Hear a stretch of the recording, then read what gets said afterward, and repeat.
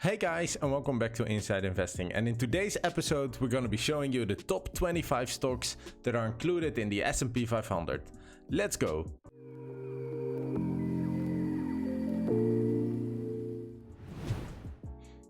So guys, welcome back to the channel. As you know, today we're going to be discussing the top 25 stocks that are included in the S&P 500. Please give this video a thumbs up if you haven't done so already. And of course, subscribe guys. That definitely helps out the channel grow. It also helps you to stay informed about what's happening in the market. So please subscribe if you haven't done so already. As you see currently on screen, I've opened the Investopedia website. This is one of a great website, honestly, that has a lot of different information about investing and how to invest. It also has around growth stocks, top stocks, the value stocks. So a lot of different education information is available, but also around markets. So the news that's happening, also a simulator, also some very nice comparison options. So a lot of different information you can find on Investopedia. So we definitely prefer to check this out for you as well if you want and to get some more information.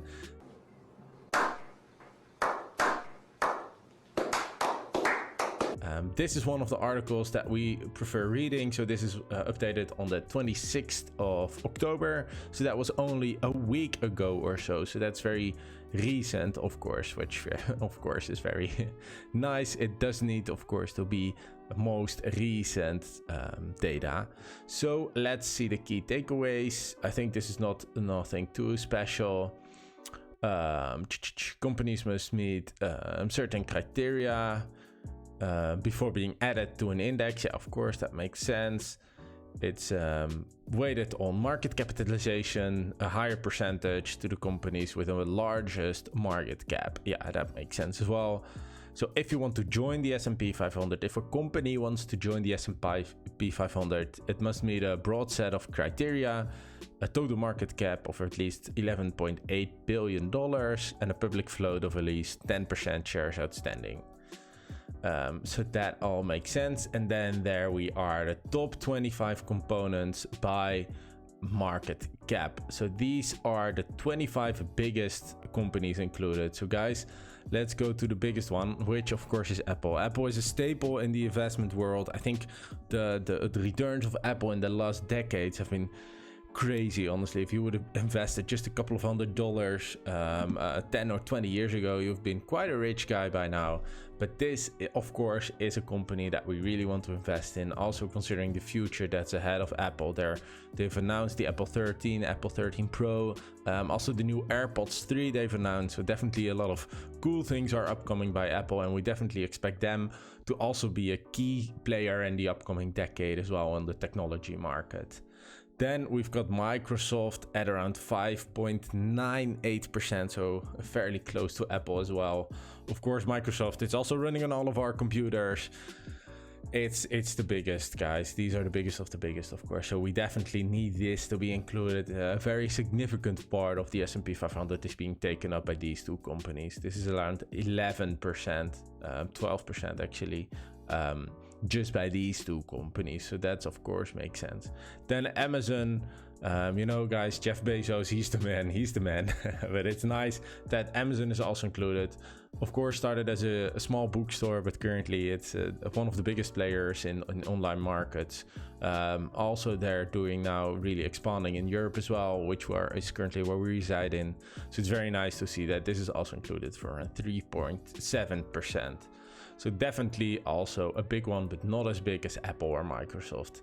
Then Tesla, yeah guys, Tesla has really been growing in the last three to 4 years. Also had a few stock splits there.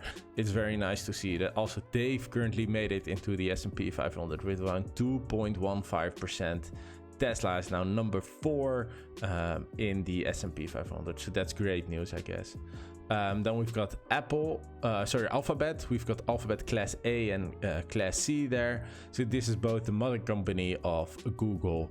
So guys, Google as an online search machine, this is the place to go. And of course, with combining these two, that will be around 4.16% included for Google. So that's also quite a big player as well.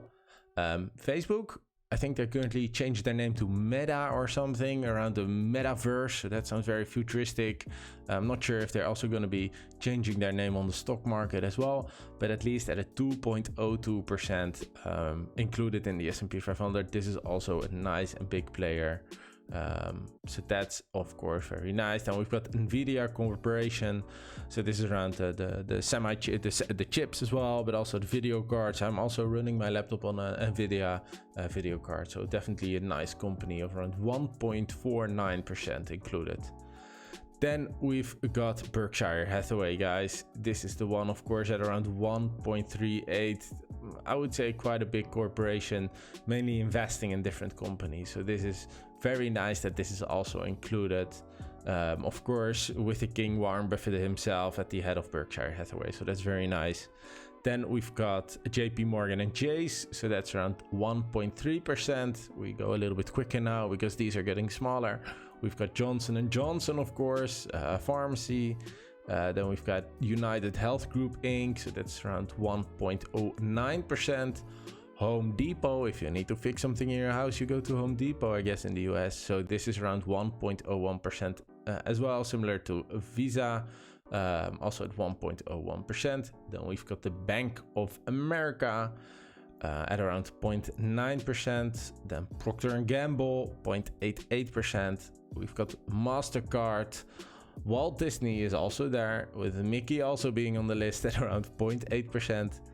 And then we've got Adobe, of course, big software corporation, very significant, guys, at around 0.79%. Netflix at around 0.76%. I would actually expect this to be a little bit higher in the list as well. Also considering their, of course, big hit Squid Game, guys. Have you watched it? I really liked it, honestly. But around 0.76%. Also on the list, at least. It's fun because I think these companies as well, so Netflix as well as Facebook, Tesla, these companies haven't been there too long. So that's nice to see that they are on the list as well. We've got PayPal Holdings at around 0.74%. We've got Salesforce, of course. Then we've got ExxonMobil, Comcast, and Pfizer closing the list at the lowest one, that is 0.62%. So guys, these are the 25 biggest corporations, the biggest holdings as part of the S&P 500. So guys, I hope you like this video. Definitely give this video a thumbs up and subscribe if you haven't done so already. We are also investing in the S&P 500, so if you want to see that, then please watch one of our portfolio updates in which we also discuss, of course, the S&P 500. And we'll see you in the next one, guys. Let's go.